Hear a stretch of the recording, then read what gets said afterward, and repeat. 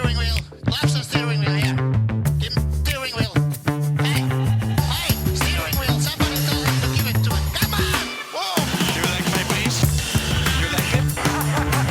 How the f*** is this possible? I'm driving like a grandma. Get that, Ralph? Did you hear me? From the radio.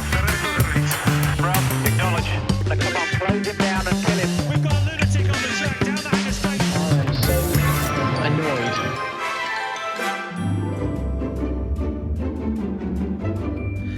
Hello and welcome back to the Parc Fermé for podcast number 735, the Azerbaijan Grand Prix review from Baku. F1, hashtag F1, Baku. I didn't know what hashtag to use on this. This is Todd. No, Todd, not now. AKA Negative Camber. You know why I've asked you here. must convince the villagers that I'm harmless. That's exactly what I need you to do. Tonight, for your kind consideration, we are going to review the Azerbaijan Grand Prix. You know how we do this. We watch one, then we talk about it. Then we watch one, then we talk about it. Come on, Todd. That's exactly what we do. But before doing that, I have to introduce my co-host tonight, which of course means... Wrecked from out of the wasteland. He's bad, he's beautiful, he's crazy. It's... Hello, everybody. This is Paul Charsley, the International. Paul Charsley, as some might call you, Yes. Paul Pedotube Charsley. Not so much. Only once they'll tell me that, my friend. Only once. Yes. Well, we're coming to you One of my trigger words. Yeah, it is a trigger word for you. Pedotube. You must kill the Prime Minister of Micronesia. So, Paul, we're coming a little early this weekend because of a hectic, what you might call schedule situation. What do you got going? Something exciting? June is insane. I'm literally home for 3 days in June, I think. I figured it out. Crazy. So I just got back from doing a week helping with the Ford school. Then Were you driving Mustangs? No, it's just a little experiential thing, driving through the mountains and things. Nothing crazy. And then Monday and Tuesday we got a test session for the McLaren GT4 team. Then I get day off on Wednesday, kinda. Then on Thursday I head to Detroit for the IMSA race, the GT3 race there at Detroit. And then I come back and then I go work somewhere else for somebody else, and then the Glen comes after that. So Crazy. It's not many days at home. So are you done dancing on the streets? Saw some pictures of you dancing at your beautiful wife's 50th birthday. That was nice. Yeah, never I thought I'd didn't see the dance. day, my friend. Yeah, I didn't dance. I No. happened to be walking by her and I raised my arms. Somebody took a picture of me and said, "Oh, he's dancing." No, I'm not dancing. No. You make your wife dance on her own. Oh, I know. But she was there with all her friends, and her wonderful friend threw a big birthday party for her. So Looked like a big time. it was a good Nice. time. Yeah, Nice. and making sure Mrs. Camber is taken care of. That's important. So Very important things. yes. So completely married up for sure. There's no doubt about that. Yeah. But yes, I was. It was a good time had by all. Good time. Very had good. by all. Very good. So, Yeah. Yes, happy birthday to Mrs. Camber. She's she had a good time. She was happy. It was good, and happiness spread through the tribe. Yep. Okay. Very good. Yeah. I had a big day. My son speaking graduated high school. Oh, is she calling you? No. This is right in the middle of the podcast. My daughter's asking for more social media time. Of course. Yeah. No. So yes. just say no. Yeah, I know I should. So yes, your son just graduated, and I just saw graduated. his graduation present. Tell everyone what it was. Yeah. So we took him out to the racetrack close to here and let him loose in a Audi R8. So How cool is that? yeah, remember all those years ago? Yeah. Like when I used to work at the Audi Sports Car Experience in Sonoma. So it was kind of fun to see him out there, just testing his skills for the first time on a racetrack. Now, it's not the first time he's done hot laps with his dad, is it? Wait, no, he wasn't. He was driving. I wasn't. No, that's what I'm saying. So he was driving, but did you give him a few hot laps? No, I didn't. Okay. It was all about him. All right, No, cool. I will later on this week, but no, it was all about him. I wanted him to experience it without me showing off. That's good. Yeah. Oh, that's awesome. How do you do? He did good. He had a great time. So Oh, that's he's got a need for speed. He's really into cars now, so that's kind of fun. Yeah. Oh, that's great. That's excellent. Well, talking about a need for speed, Paul, the longest street circuit on the calendar, third longest track, period, on the calendar. And if you're going to run street circuits, what a contrast this weekend is from Monaco street circuit, right? So very closed, very confined, very low speed circuit, lots of tight corners in Monaco. And then we come to Baku, which is, they're going well over 200 miles an hour down these straights. And it really is a fun track. The last couple of races that we had, I didn't race there last year, but the last couple of races there, lots of overtaking at Baku, and a really fun track. And we weren't disappointed this weekend heading into the Azerbaijan Grand Prix. There were a couple key elements that we'll get into before we do the team reviews. Certainly Mercedes, Paul, walked into this weekend having a bad Monaco with Max Verstappen winning the Monaco Grand Prix, taking the lead in the Drivers' Championship, Red Bull taking the lead in the Constructors' Championship, walking into yet another track circuit, a street circuit. Mercedes, you would have thought more power might benefit the Mercedes, but they struggled all weekend long, and it wasn't. They trying multiple setups, multiple wings, just about everything they could think of over there. They're incredibly sharp cookies over there. They finally found Lewis a setup there almost right before qualifying that he felt that they finally got that balance of that car where he can compete, and as such, he did qualify in second place. So they really did have a Herculean effort to get on top of that car. They entered that weekend with brand new Mercedes engines, I might add, to give a lot more shove in the back of that car. They had Bottas. They sort of used Bottas in qualifying to give Lewis a tow. Didn't really return that favor. This left Valtteri down mired in midfield in qualifying. So you had Lewis in second, Valtteri farther back. So really kind of on the back foot in this weekend. Wasn't quite sure how it would play out. And then another key element out of this race certainly is the tire failures of Lance Stroll, Max Verstappen during this race. Pirelli, it was interesting. Max, right after the race, obviously very upset. He said, "Oh yeah, I'm sure we'll go talk to Pirelli, and I'm sure the outcome of that's going to be." Pirelli says, "Oh no, it's debris." Right. But that's exactly what Pirelli came out right after the race and said, "Well, we found a cut on Lewis's tire, so it very likely could have been debris." But as the time of this recording, I haven't heard anything beyond what Pirelli said. It could have been debris, but they're going to have to do some forensics on those tire carcasses to find out what was going on. They did up the PSI, Paul, from Friday to Sunday. It was 19 PSI in the rears. On Sunday, they had upped it to 20 PSI. Both those issues happening on long runs, older hard compounds. But anyway, those are a couple of the key talking points. Were you a little surprised Mercedes was on the back foot on Friday and kind of in Saturday? Did you kind of expect that? Yeah, I think, even though Baku is like a lot different from Monaco, there are a lot of similarities. And I think, obviously you saw them struggle at Monaco. So I wasn't surprised at it, but I wouldn't be surprised if they're on the front row either, right? But we know there's some chinks in their armor this year that,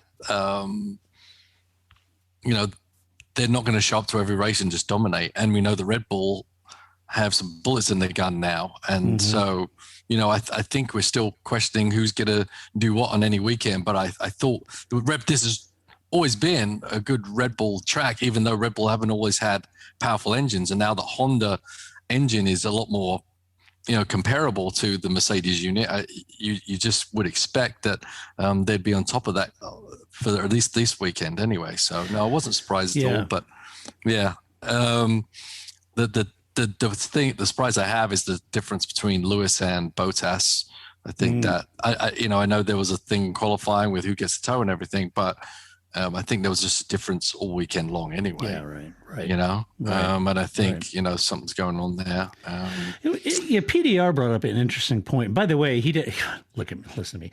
I'm at PDR, Paul DeRessa, like Paul and I are like this, I can call him PDR. Together. We eat haggis together and like we're close. So anyway, apologies, Paul. I don't know you well enough to call you PDR, but Paul DeRessa, by the way, sitting in for Martin Brown, I thought he did a great job. He really did. I think Paul and Anthony Davison really do a great job. Anthony always does. He's my favorite. Anthony is just succinct and he's very detailed on his feedback and doesn't talk down to anybody. So I really like what I like Ant. Ant does. He's a pro. And they had PDR and Martin Seat this weekend, but I think Ant equally could have done a great job. Yeah. But Paul brought up a good point. Red Bull didn't opt for, and Crofty I think brought it up too, but didn't opt to bring a new engine for this weekend. And it does make you wonder where they do want to bring that new Honda and tactically where they feel like they'll get the biggest gain of bringing that new lump. Right. And whereas the Mercedes cars brought new engines and the Ferrari cars brought new engines this weekend, Red Bull opting not to. And it might be interesting. And then also, I think it was maybe Paul or Crofty, one of them brought up, with Singapore being canceled, announced this weekend, that certainly would have been a track that Red Bull was banking on. Yeah. And so it'll be interesting to see if these cancellations play in the wheelhouse of either team. Right.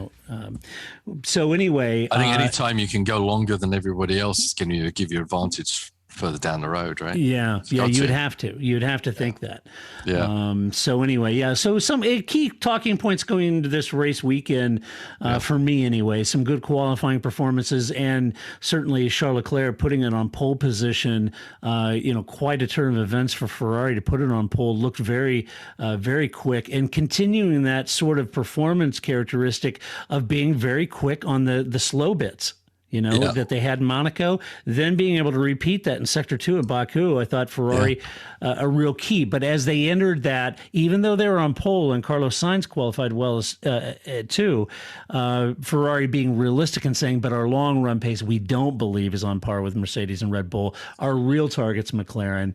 But a surprise pole and a great pole by Charles Leclerc. Yeah, no, it was. I mean, obviously, qualifying was a struggle, right, with all the incidents and accidents and things like that. Four red flag sessions in qualifying. Yeah, I mean, people having to try. Do we throw new tires? Are we not throwing new tires? The allocation is important, as we've seen lead out into the races. You don't just kind of keep throwing tires at it in qualifying because it really hurts you with choices during the race, which some people benefited, like Vettel in the end, right, having a new set to use for that final sprint. So.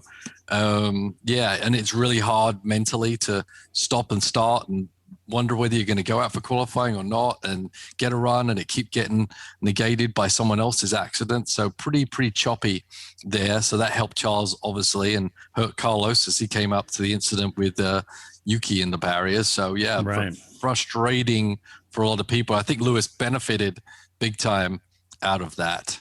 I don't think on form he should have been on that front row, even though they did make gains. But that's what happened, and he made the most of it, at least for most of the race anyway. Yeah, for sure. Well, let's talk about the race. Red Bull ends up Sergio Perez taking the victory in P1, Max Verstappen a DNF. Max started third, but took the lead of the race by passing Lewis during the pit stop when Mercedes blinked first, with Lewis on lap 11, leaving Max to box on lap 12. Now, in order to make that work, he had to get by and around Charles Leclerc, which he did early on. Once DRS was activated, Charles did a pretty good job of holding him off, but he eventually did get around him pretty quickly, and then looked in full command of the race after he got around Lewis on that pit stop, pulling out 3, 4, 5 seconds on Lewis and managing that gap. His day ended very much like Lance Stroll's did, with a tire failure with just 3 laps to go, leaving him in the wall at around 200 miles an hour and no points. Now, at that point, Red Bull obviously completely gutted by this. He had Sergio Perez running in second behind him. The team tried to compose themselves, not happy with Pirelli. But they had to compose themselves and at that point focus on Sergio during the red flag period, knowing that Lewis in second place at the restart would likely retake the points lead in the Drivers' Championship. So this was brutal for Max, a horrible result. He was not happy, got out of the car, kicked his left rear tire, equally just gutted, no fault of his own. And you could just see, the faces of the Red Bull team. They're just gutted when Max hit the wall. Oh yeah. It ruined my whole fantasy picks too. I had a 1-2 for Red Bull with Lewis in third. I was ready to start handing out the dollars, but that didn't happen. Yeah, it's that is brutal. As I said, he controlled that race very very well, and I the thing about the tire blowouts is I was expecting chaos at the end of the race, quite honestly. Yeah. And because when that happened to Lance running that long on that hard tire, and knowing that everyone else is going to run at least that long, if not longer, right? I'm not sure I would have not just blinked and pitted, because caution sometimes is more successful than just taking that big risk. And so when that happened to Max, I was like, oh man, here it goes. But because his accident basically stopped the race, no one else had to deal with those incidents. Right. But if he'd just had a flat and just had to pull in the pits or whatever, I feel like it would have been cars would have been bouncing off the walls at that point. I'm not really super buying into the puncture part, right? Yeah, right.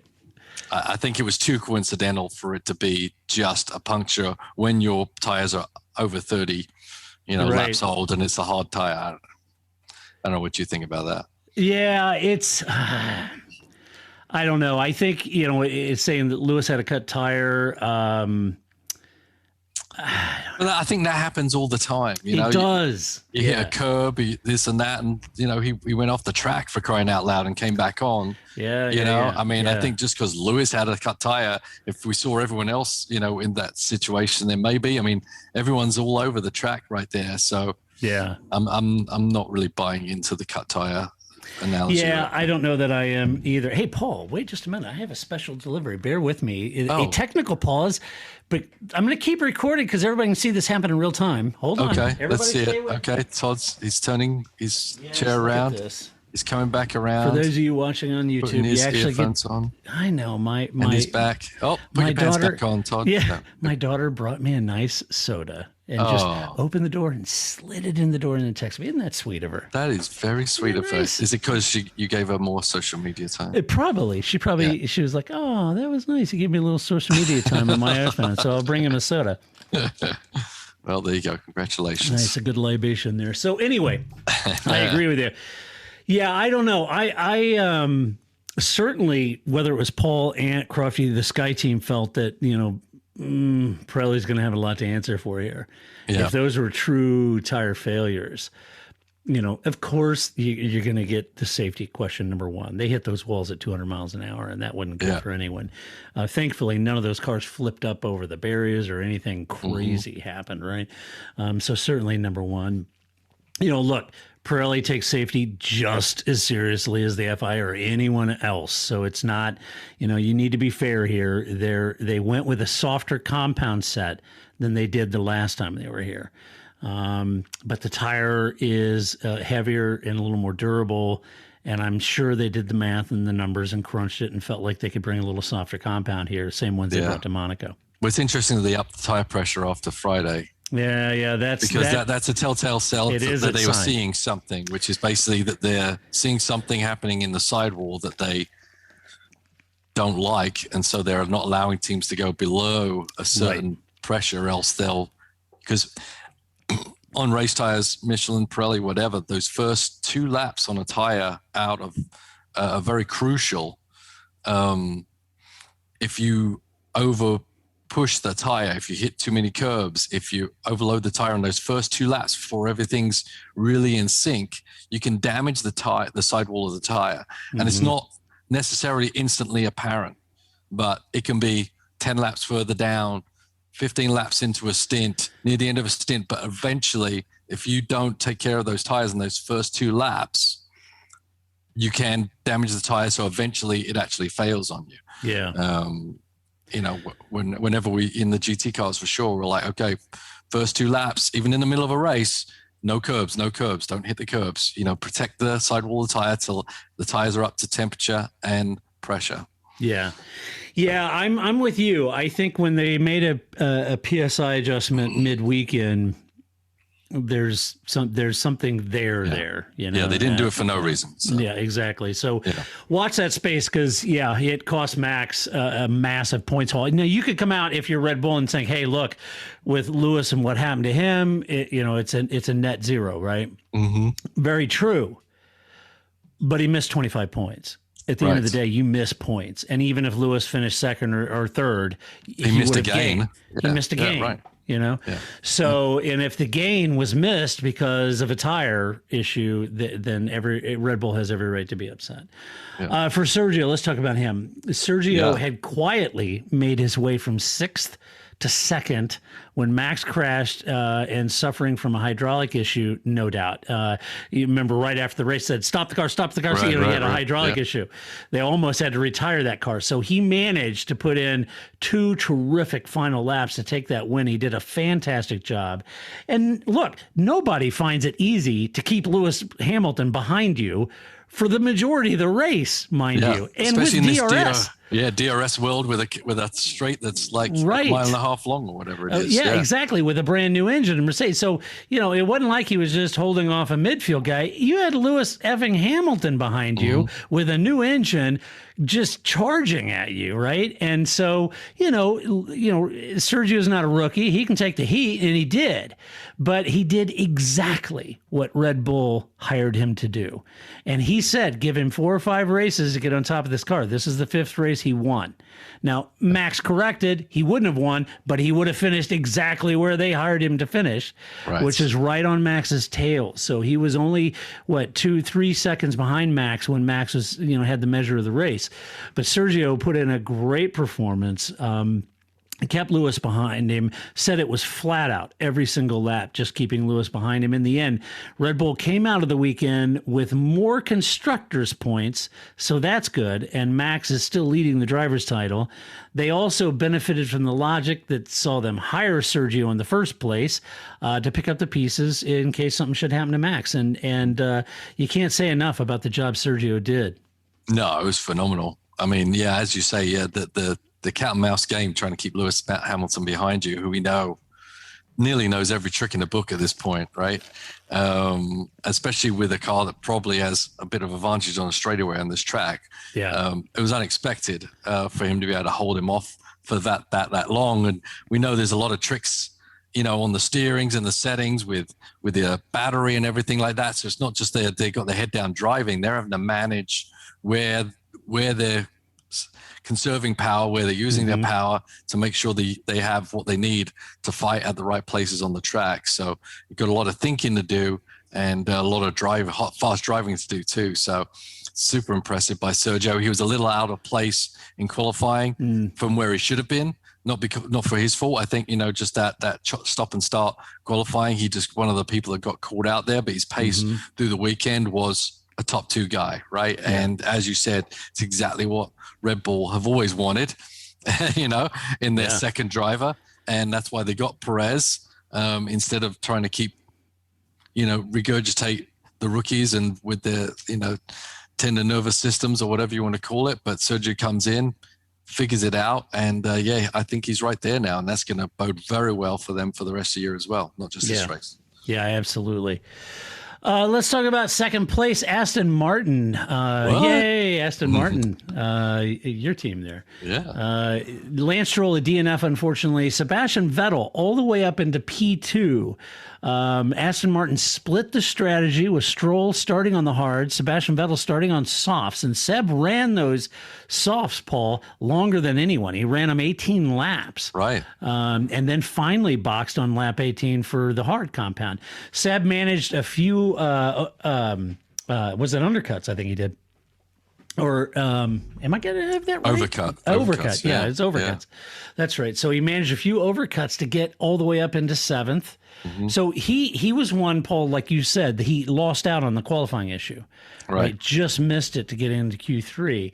So he starts down in the order, manages to get up in 7th with the overcuts, then pulled out some nice overtakes at the restart, climbs up to a legit 4th place. And then when Max and Lewis drop out, puts him up into 2nd place. He took Aston Martin their first podium win under the Stroll-led era of Aston Martin. This team, the first podium, a great result for Seb. Yeah, no, I think obviously a great result for the whole team. Yeah. I think, with Stroll, I know they ran separate strategies, but I think both strategies are actually going to work really well for him. I do too. I think Stroll was looking super strong. Yeah. I think he's really coming around. At least I'm coming around to thinking he can get certain days, certain thing needs that the team want from him, he can actually pull it off. So I think he did a great job. I really feel for him with that tire failure, because that was, he was looking really good. But Seb equally was looking very, very strong.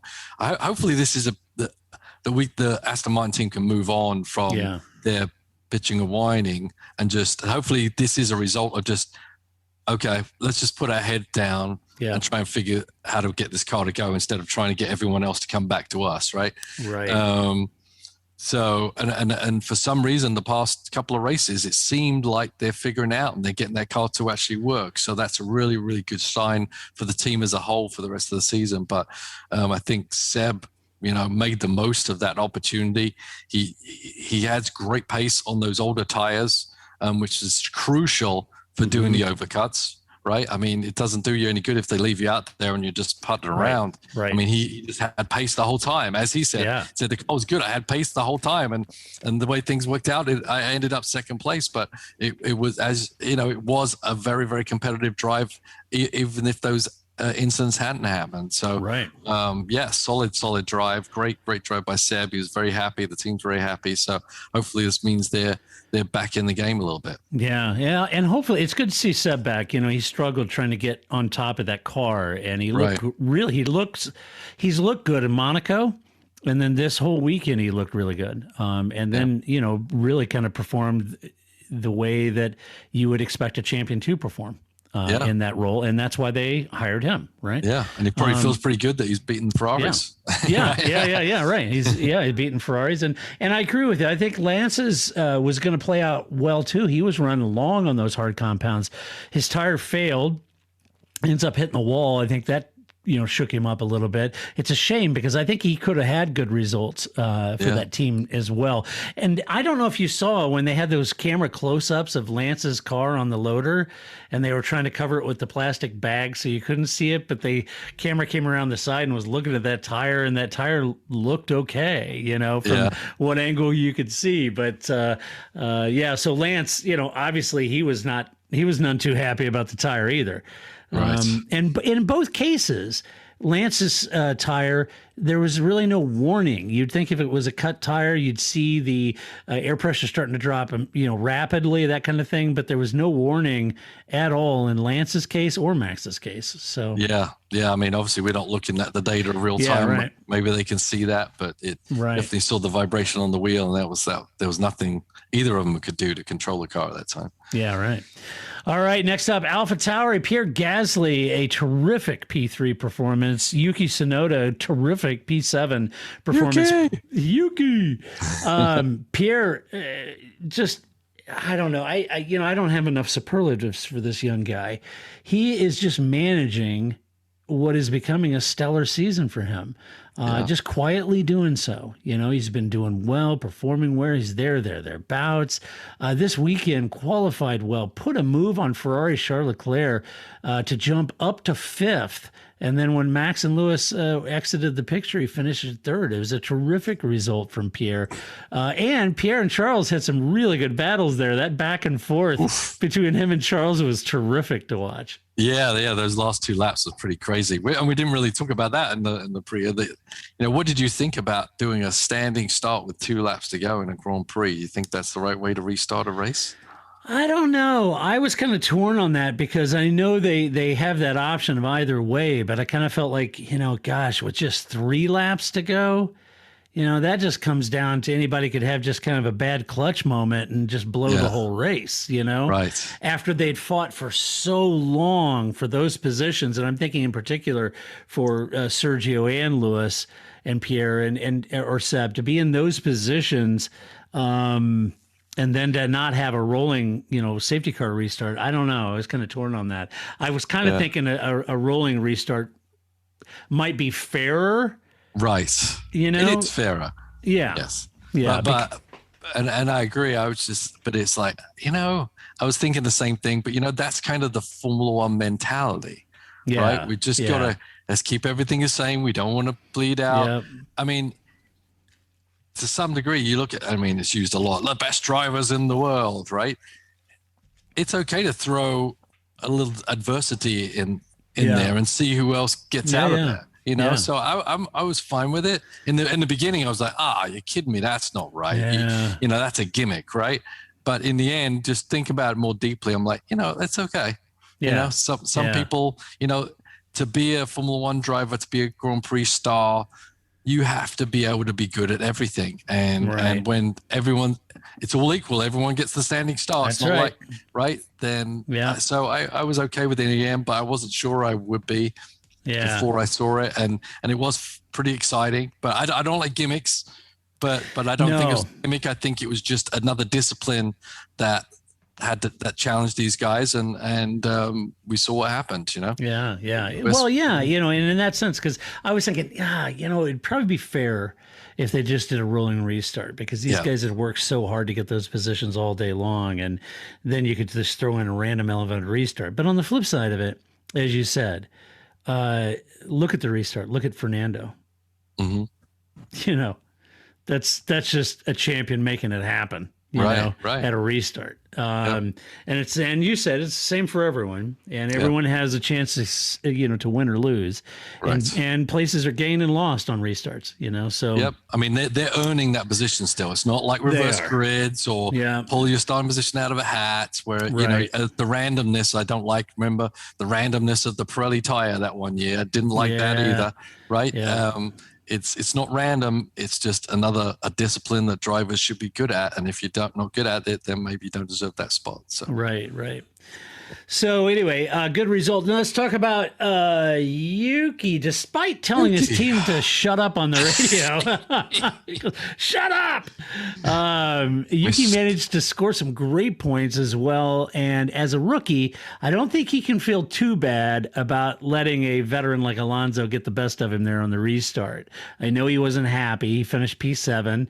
It's a great points haul for the team. It has the team 5th in the Constructors' Championship right now, ahead of Aston Martin. He said he was frustrated because he was doing much better before the restart. He lost positions after the restart. He wasn't happy about that. He wants to analyze where he lost time or what happened. And like I said, he got mugged by Alonso, but it's Fernando Alonso. You know, the guy, you know, that's what he does. And so Yuki can't feel bad. I think a P7 is a great result for him. Yeah, I think it was great, and I think, you know, he didn't hit the wall. That was good. Yep. He's only second most likely on the grid to hit the wall at any moment. So and it was a very insane couple of laps, right? Very easy to take yourself out and make the wrong move. So I think it was a step forward for Yuki. He's been struggling quite a bit. You know, even. You know, I've been thinking, you know, maybe they should let him sit out a race or something, have a rethink, because I think his mental stuff is getting in the way of his talent, because I think he actually has some good talent, but he needs to make a couple of breakthroughs there mentally.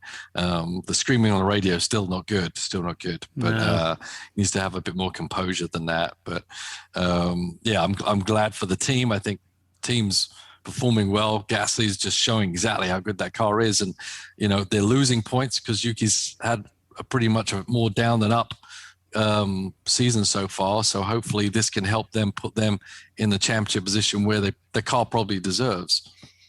Yeah, I agree. All right, let's talk about Ferrari. Charles Leclerc, P4, Carlos Sainz, P8. As expected, Leclerc got away cleanly and led early on, but Ferrari wasn't going to have the pace to keep Lewis or Max behind him, and I think they were realistic about that. Charles tried to stop early, but he lost 2 spots at that stop, and then he spent the rest of the day pushing Pierre Gasly, trying to get to that podium, and he had some really good battles with Pierre. He said that while his pole position was a surprise to him, he said actually also the speed of the midfield was a big surprise too, and that Seb and Pierre did a great job. So I think he felt like, we got pole is a little surprising, but how fast AlphaTauri was, how fast Aston Martin was, and everyone around him, I think that he thought that was a big surprise too, and how quick they would be. Yeah. No, it was a shame to see him drop back that far. I mean, fourth place after starting on pole, probably not what you ideally want. Probably what he expected if he thought the Red Bulls and Lewis were going to be ahead of him. Unfortunately, there was only one Red Bull ahead of him, so probably underachieved at that point, considering where he started. But I think it's still a positive weekend for him and Ferrari. The midfield, the really tight midfield, is kind of moved up a couple of spots, and now it's from third on down is just except for Haas, you can forget about them. But everyone else is going to have some fun out there. So I think it's good fun, and you just blink and you'll be down a couple of places. So but ultimately Ferrari, with Sainz having to come back from so far back because he didn't have a good qualifying, etc., and he ran off into the road, that was disastrous. So I think left him down in 15th. Yeah. So for them to come back with a 4th and an 8th, I think is probably it's good and bad, for them. Not what they should have done, but it's a good recovery from what actually happened. Yeah, despite the challenge they had, Carlos made that stop, ran wide down the escape road. That's not what he wanted to do. Dropped him down to 15th. He fought back to 8th, which was effectively a recovery drive for him. They did manage to stay on top of McLaren by just 2 points in the Constructors' Championship. Now, had Carlos also finished ahead of Lando, that would have been a big help to the team, but he didn't. I can't believe how with Sainz, how much lockup he got, and that he stayed on those tires. That was kind of crazy. Yeah, because that was pretty big, some big lockups. That must have been unpleasant to drive at that point. Yeah, I would think so.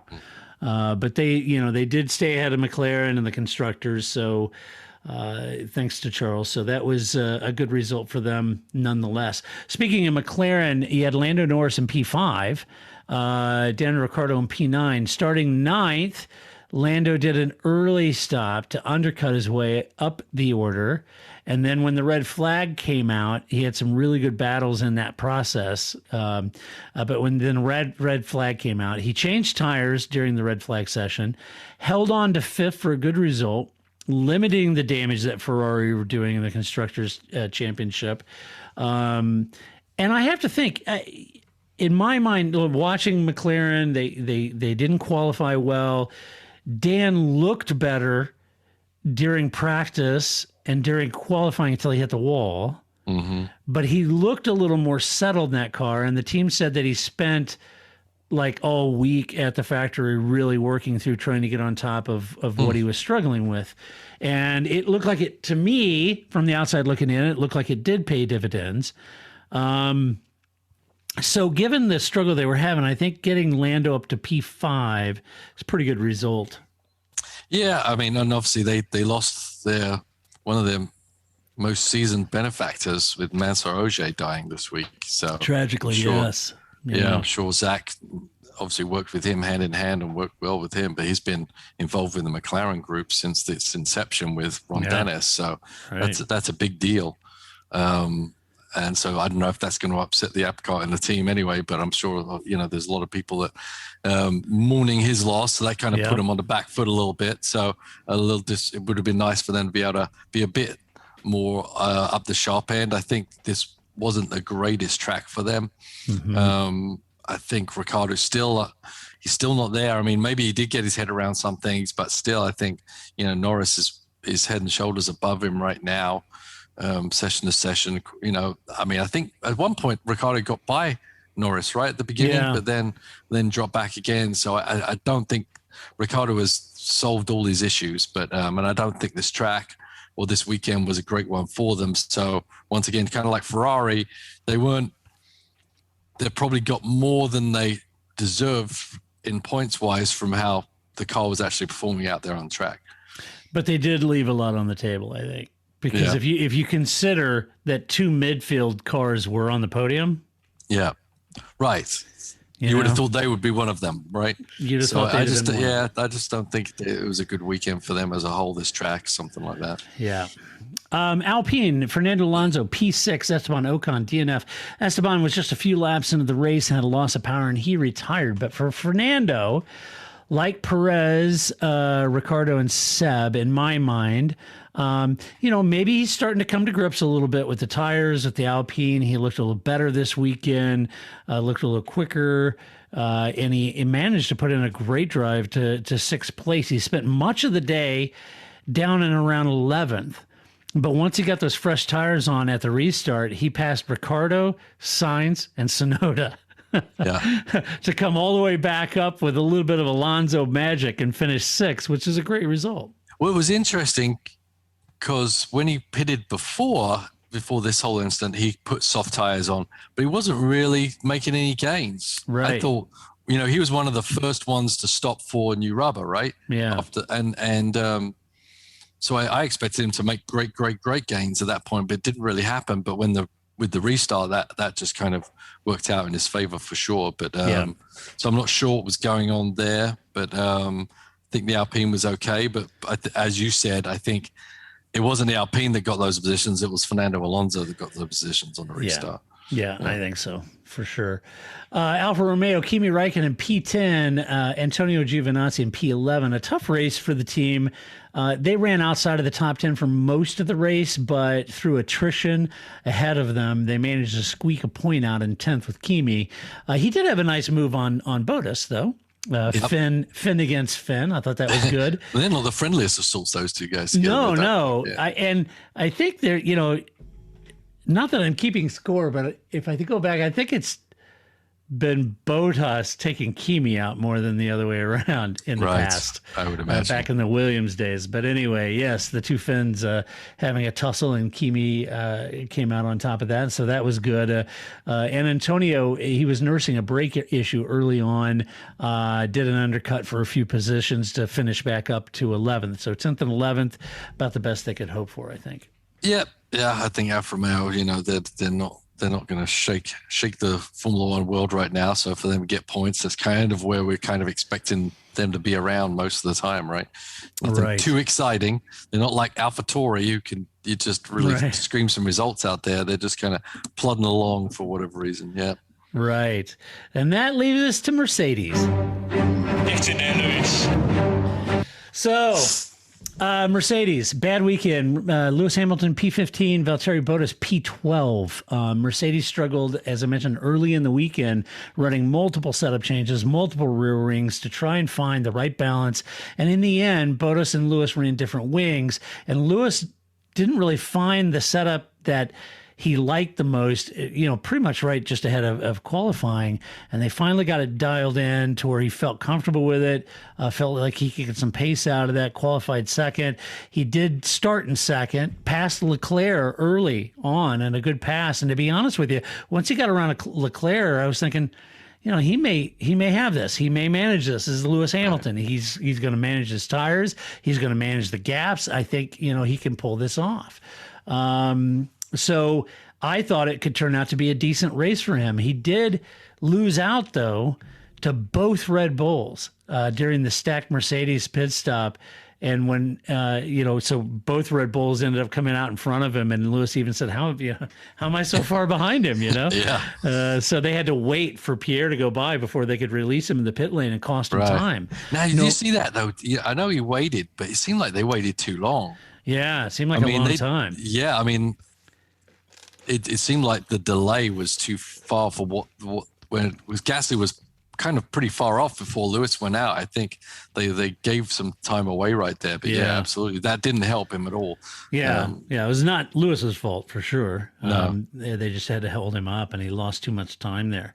At the race restart, Lewis said he had inadvertently made a rare he didn't say rare. I'm saying rare. It's a rare error for Lewis. He doesn't normally have errors, but it was the brake magic button, either that he had on or off, that is designed to prep the brakes and wheels for a restart. But Lewis, in his radio, he said, "Oh my gosh, did I leave the magic button on?" And then in Ted's notebook, Ted kind of alluded that he had knocked the button or the lever or something, and that it was odd that it's in a place that he could knock it and turn it on or off. Or I don't know what the reality of it is, but brake magic button. Talk us to it, Paul.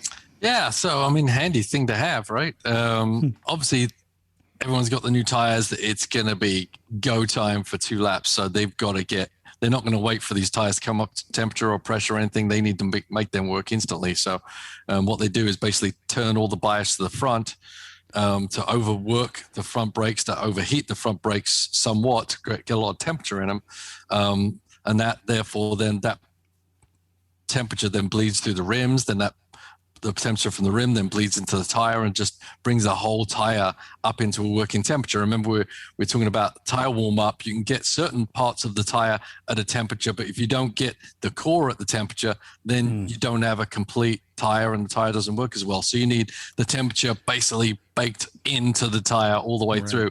And that's the best, quickest way. When they put them in the tire blankets, they can get to the outside, they can do a little bit of rim, but this kind of finishes the job. And so they turn all the bias to the front. So the driver on the warm up has to be very careful with how they brake, because they're really putting a lot of load on those front tires. And unfortunately, if you get in, and so they're not really braking their maximum, but then when they are braking, it's putting a lot of bias to the front and heating up those fronts. So what he forgot to do, or knocked the thing as he was reaching for his drink, I don't know what happened, but either way, he didn't turn the bias back to even. So when you go for maximum braking force, you need the back tires to be working also, right? The back wheels and tires and brakes to really brake as deep as that. And so if only the front tires, then he really went over that envelope and locked up the front. So it's a neat little trick. Yeah, if you don't forget to put the bias back to normal, then that's exactly what's going to happen as soon as you hit the brakes, trying to get the most out of that deep braking zone, which is everyone was trying to do, right? As Perez was saying, I tried to brake as late as possible. Yeah. Well, Lewis was trying to brake as late as possible. Looked like he had the job done, but he just didn't have the braking in the rear to actually equal out the front and rear tire grip. So right, yeah, it was interesting because when he lined up for the restart, his brakes were smoking like crazy. Yeah, it seemed a bit over the top, right? Yeah. And at first glance, I was wondering, well, wait a minute, are the brakes way too hot? Has he glazed them or what's going off? Why did he go off at turn 1 like that?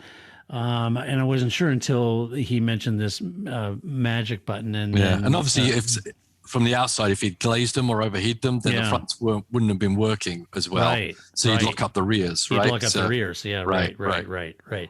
So I was scratching my head on that one too. But anyway, he dropped him all the way down to 15th, way out of the points. A very rare mistake from the champ, as I mentioned. It just, you don't typically see that. And at that moment, much rejoicing over at the Red Bull camp. Right, it was like, whoa, we dodged a bullet there. A big bullet, yeah. Yes, because he would have finished second for sure.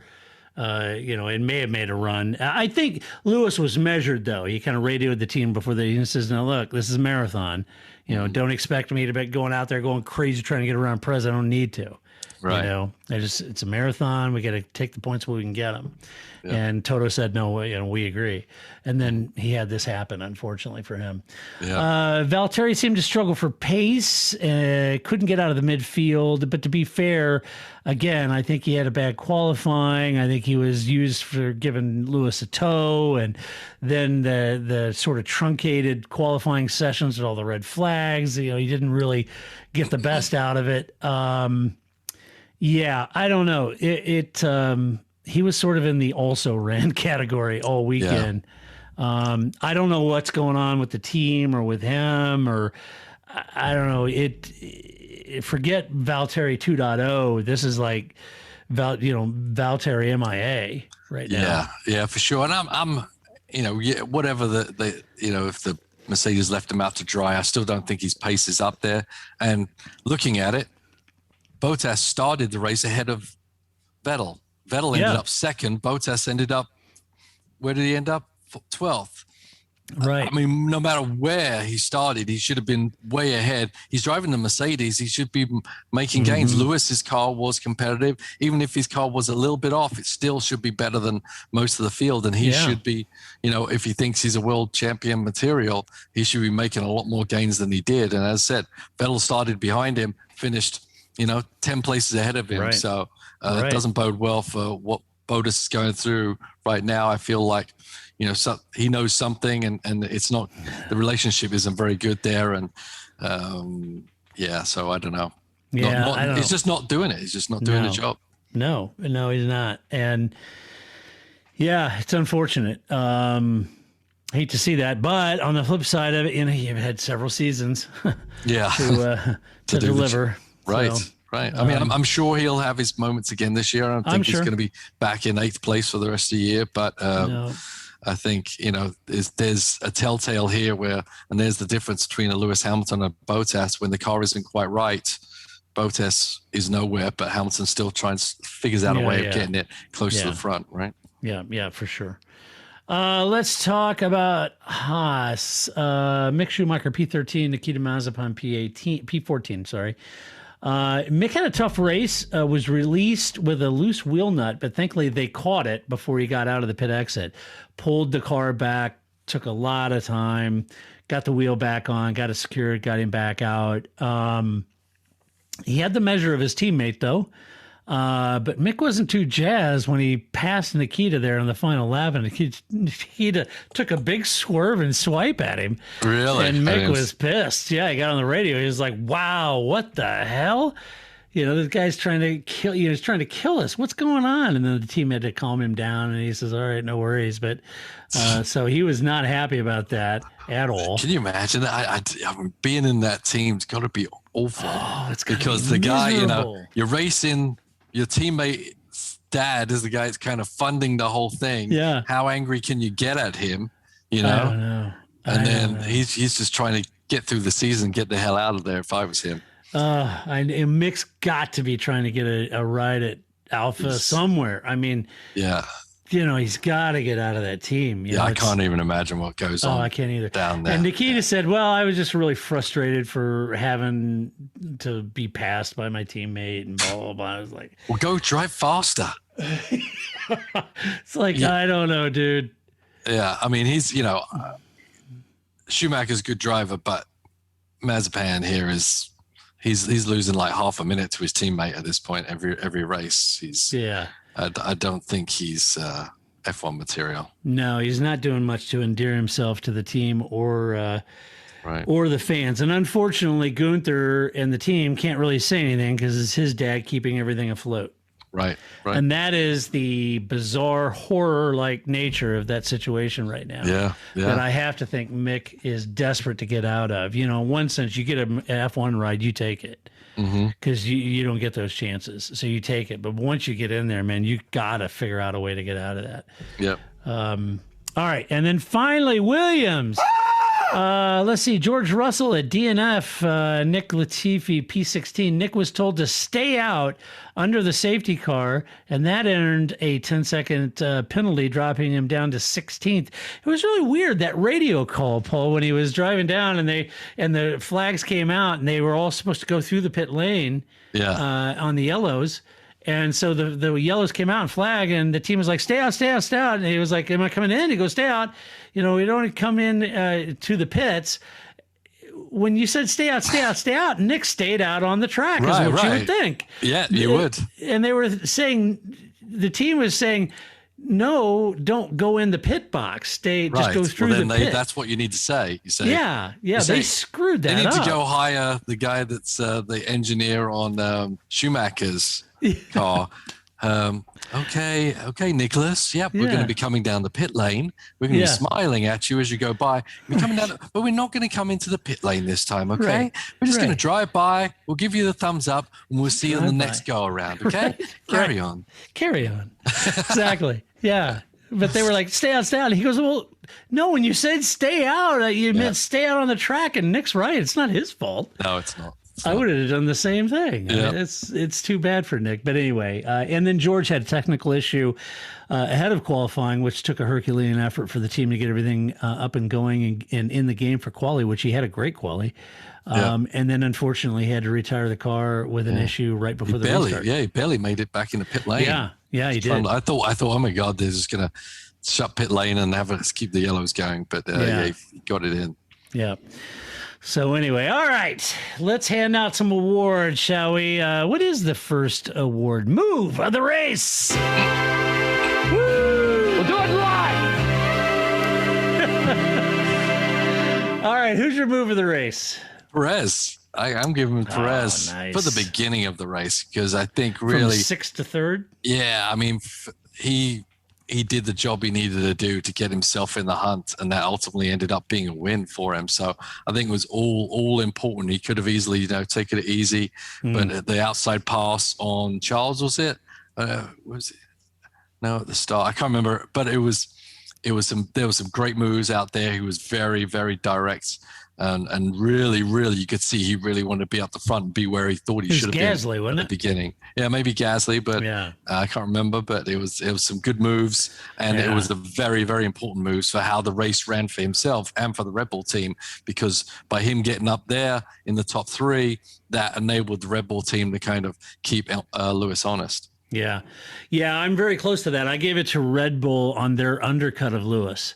Getting both cars out ahead of Lewis, I thought was a brilliant move. And so you got to execute and make that work, as we've talked about many times, and they did. And they got both Sergio and Max out ahead of Lewis. And I thought it was a great move. Very much so. Which really set up the whole thing, because had that not happened, and like to your point, had he not made that really good, Sergio made that really good start to get into position to make the undercut work, he wouldn't have had to win. Right, exactly, yeah. So it was really good. All right, the next award is Donkey of the Race. Stop killing it, Todd. All right, Donkey of the Race. Who'd you give it to? I'm going to give it to Valtteri. Ooh. Yeah, sorry, Val. Not good. I'm giving could it have to given Mercedes. it to the punches, but yeah. Oh, yeah. Well, yeah, you could have. I'm giving it to Mercedes. Yes. Not what you'd expect. For the flicky button, their magic button in the wrong place. The whole weekend, man. They just, Monaco is tough. They come in here, new engine.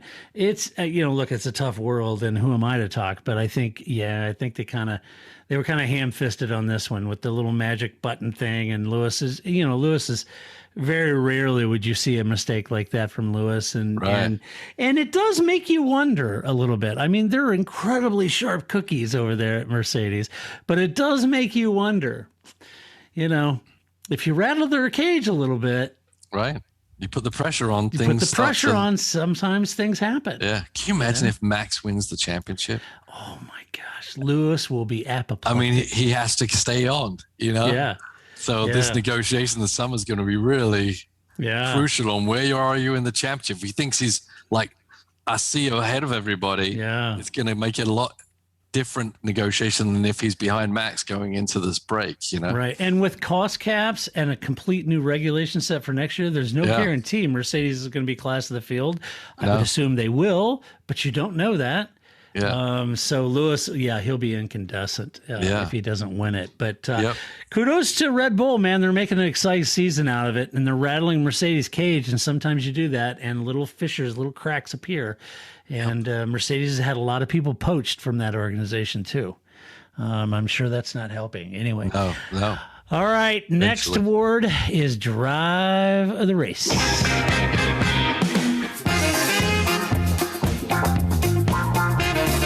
My jazz hands, Paul. That's nice. Keep them down. I never know what to do with my hands. So I keep sitting on them. Yeah, that's good. Anyway, it's good. Who'd you give Drive of the Race? Well, I told you earlier I was going to give it to Yuki. Yeah. But I've changed my mind. Oh, it wasn't quite Drive of the Race, I don't think. I mean, it was a better drive for Yuki. Shut up! Drive of the Race. Yeah, and shouting at people. Don't shout at them. No shouting. That's not right, Yuki. Control There's yourself. No shouting in F1. No, so I'm giving it to Vettel. Good call. I mean, what a comeback. What a drive. Consistent drive all weekend. You got, attrition incidents got you second, but you were right there as a top 5 guy the whole race. So good job. Yeah, he looked terrific. He really did. Let's see. I picked somebody different. Vettel, I think, got the vote for the F1.com, but and you're in great company because I think he did great. I honestly, I could give it to Perez or Pierre. I thought Perez and Pierre both had equally terrific drives, and like you said, Perez didn't have the best qualifying, but he made it work. He got that great jump, 6th to 3rd, got the pit stop, undercut works, comes out, holds Lewis Hamilton, no chump, holds Lewis Hamilton off the entire race. Yeah. Under DRS, attack. It'd be so easy to just give up on that. Yeah, because you're gonna be literally 100% focused the whole time to pull that off. Yeah, because Lewis isn't suffering any fools back there, and he's in a car that is a class of the field. But Sergio had to manage his tires and not overcook them, and struggling to keep that DRS zone neutralized and keep that second. I just think he did a great job, and equally, I think Pierre did, and Sebastian. So any one of those guys. What do we do about Pierre? I know. Pierre is, I don't know where you can go with him. I don't know. Yeah, I mean, any team should be more than excited about it, but the Red Bull thing is where he should go. But then Perez is there, and wow, I don't know. Well, and Perez, it's not a foregone conclusion that he'll be there next year. And I saw some stuff last week in the press that they were saying, well, we'll make a decision, and Helmut Marko kind of alluding that they have a lot of talent to dip into. And I'm thinking, well, if Sergio performs the way he did this weekend for the balance of the season, it's going to be tough to make a decision not to keep him, because he's delivering, On the flip side, you would think the logical choice would be to replace Sergio, or if Max does go to Mercedes and some weird thing, then maybe he's got an opportunity with Sergio at Red Bull. But I keep thinking he's French. Maybe go back over to Alpine, right? Oof. I think that'd be a step backwards for him. He needs that trajectory in a top 2-3 team. So, he does. There's just no room at the end. No, I know, right? And why would you take Perez out? Because he's going to be doing a phenomenal job. It's like there's no 3-car team for him. And Gasly, I think, is now at a point where he could probably go back into the Red Bull team and not struggle like he did before. I think the confidence is there, and if he does a bad weekend, I think he can recover, because he inherently, his performances over the past 2 years, that confidence is going to stay with you. You're just not going to go away in a heartbeat. And I think he has a couple more years, I think, on Red Bull, throwing out a conspiracy theories. If Dan doesn't do well over the next couple of years, maybe McLaren would have a place for him, but who knows? All right, let's do some mailbag. You've got mail. First up, Simon Johnson. I told you I'd snag your question this week. Question for Todd and Paul. I'm sitting here watching the Indy 500, started thinking about safety, crash response crews with the IndyCar and IMSA. There are teams and crews pre-positioned in trucks at various locations around the track. I would assume these crews are composed of specialists in advanced first aid, firefighting, and vehicle extractions, and that's true. They are, because I spent some time with the Hamatro crew at Indy, and that's a great organization. Right. This provides a rapid response to crash anywhere on the track. The corner marshals don't appear to be equipped to respond to any significant event. And he says in F1, they appear to approach things differently, as they rely more on highly trained corner workers and marshals instead of mobile teams. I can't help but wonder if there would have been a different outcome to Grosjean's crash last fall had it not occurred on the first lap. And he means with the medical car that was already trailing, and he was there quickly, right? Yeah. And he said the presence of that medical car following the field was critical to his survival, in my opinion, as the severity of the crash seemed to have overwhelmed the corner workers. Wondering if you have any insight or opinion as to why F1 approaches crash responses the way they do versus the approach of IndyCar and IMSA. I think it's a great question. It is a good question. And some of it is historical cost historical thought patterns, cost, and then cost again, logistics. You wouldn't think Formula One would be cost conscious in these kind of things, but also political, right? You go to the different countries, and we even see it with the stewards. They have a local guy, let's give the local people their chance to be waving the flags and doing this and that. Right. I'm trying to think what series started the whole integrated emergency response. Probably Indy. I think actually NHRA. Is it Indy or NASCAR or I think I'm pretty sure it's Indy. Yeah. And I think NHRA did as well. Mm-hmm. And then NASCAR took that on, and IMSA doesn't really have that. they don't have the whole team that comes and puts themselves out in the corners. They rely more. Do they rely on the quarter marshals? Right, and trained. They have certain people that go in and train and review procedures for the local people that work in there. Actually, one of the guys I met at Mid-Ohio was a listener.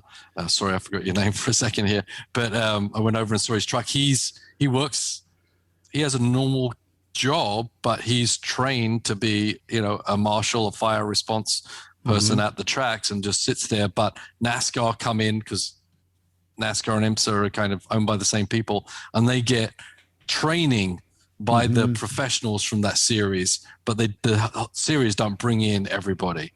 Right. But IndyCar definitely have a whole response team that moves around the country.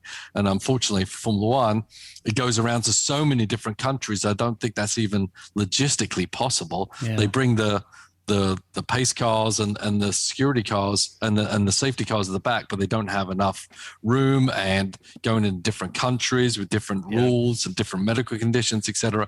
There's just no way of having that a consistent thing. It'd be a great idea, I agree, but ultimately, American racing has been more historically, since IndyCar came to that with the Indy 500 and the ovals, where you could get to. Yeah, it's easier to do on an oval. Yeah. So that's kind of where it came from, because it was a lot easier to actually function in that manner rather than a 20-turn road course. It's evolved where now they kind of evolve it and spread it out a little bit, even on a road course. But inherently, I think it came from the simplicity of an oval and the easy access to send someone out there as soon as something happens. Right. But that's just not possible in Formula One, unfortunately. Yeah, it's easier to do at Indy than it is at Spa. Right. Yeah. Yeah. Yep. But it's a great question, Simon. Yeah. It is. Stephen Gulick asks, I saw in an interview this week that Max said he doesn't do track walks and just learns what he needs and the first few laps of practice. I seem to remember Lewis saying something similar. He did. Stephen, he did indeed. So is there any benefit to a track walk? And if so, what types of things could or would you learn from it? So, Paul, as a driver, as we talked about this just briefly pre-recording, and as a driver, I reckoned that you're the kind of driver that definitely would want to walk the track with your engineers and look at it. But talk us through some of the things that, because it's not everyone's thing, but talk us through some of the scenarios that the actual F1 drivers are looking for with their engineers versus why Lewis or Max may not feel like they want to do that.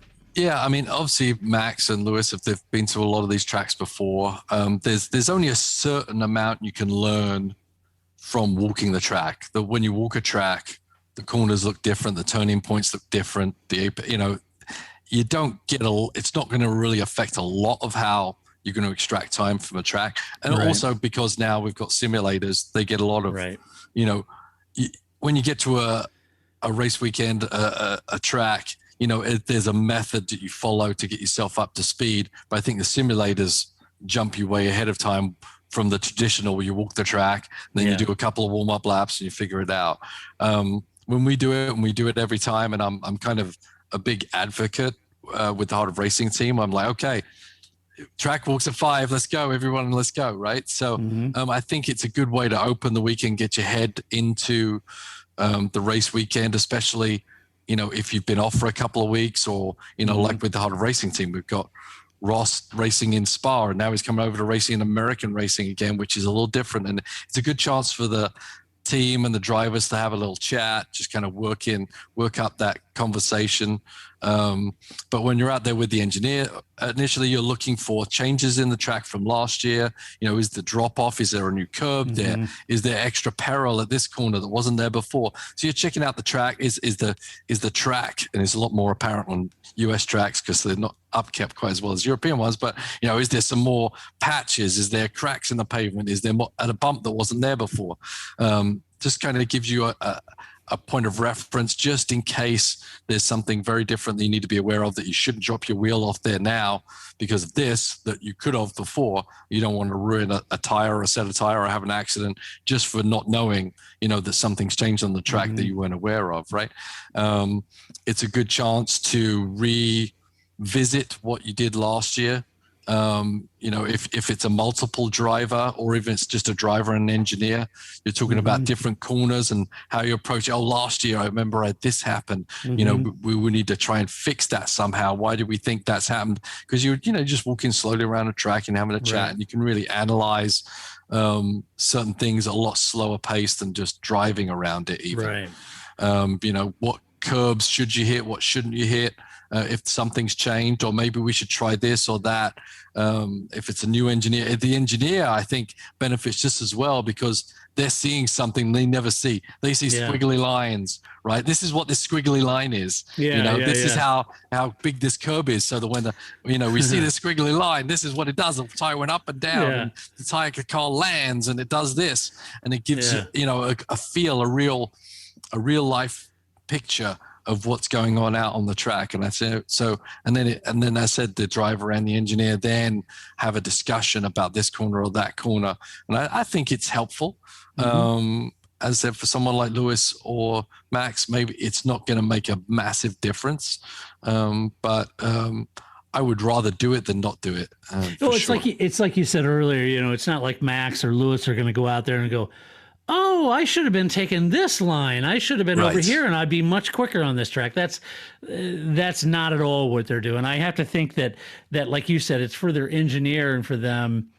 And I just made the case pre-podcast that if they had made some changes to curbs and they were a little higher or whatever, it would change the stiffness of your suspension. If you're a driver that's going to use a lot of curb. And so you got to have that conversation. How much curb are you going to use? Where and what curbs are you going to hit? What makes you fast around here so we can set up the car for it, Right. And it's like our last hard racing, we were mid-Ohio, right? And there's this big bump right before you come onto the main straight, and we're evaluating, do we want to hit it? How much of it do we want to hit? If you hit too much of it, then the car's just going to react in a certain way. So the drivers kind of get tuned into, okay, we know where that is. We want to make sure we don't hit that, because if we do, then everything we do on the setup is not going to work anymore. So right. Yep. Good question, Stephen. Appreciate it. Finally, let's see, Mr. Drury, Xean, Sean, King, however you pronounce that. I love trying to pronounce your name though. And I love your questions. Anyway, here is their question on the fastest lap point. They mentioned several times a race that the driver has to be in the top 10 to get the point.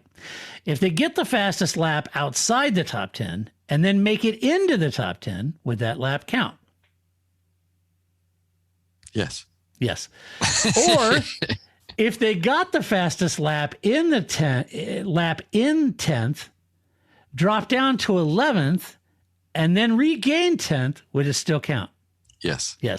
There you go. All right. Yeah, it's all about where you finish, not where you are when you set the fastest lap. Yeah. Right. You could be at 20th and you get your fastest lap, and you finish 10th, you still get that deal. But if you're leading the race, you get the fastest lap, but then you spin and end up 11th, you don't get it anymore. So it's really if you're leading and you get the fastest lap and your tire blows up and you're out of the race like Max, you don't get nothing. And you good day, sir. Yeah, yes. That's right. That's right. So anyway, all right. Well, that does it. That's what we think about the Azerbaijan. It's easy for me to say, Paul. The Baku Grand Prix, the Azerbaijan Grand Prix. I always go with Baku. Easy. Yeah, it's easy. It's easy. Just north of Iran. Yeah, right. Crazy. When you look at where it is in the map, it's like, God, it's about peril on the track. I feel like there's peril all around. Country, yeah. It's the Caspian Sea, is it not? Yeah. I think it is. So anyway, that's what we think about it. And that's what we had to say about it. We hope you enjoyed it. But tell us what you think about it.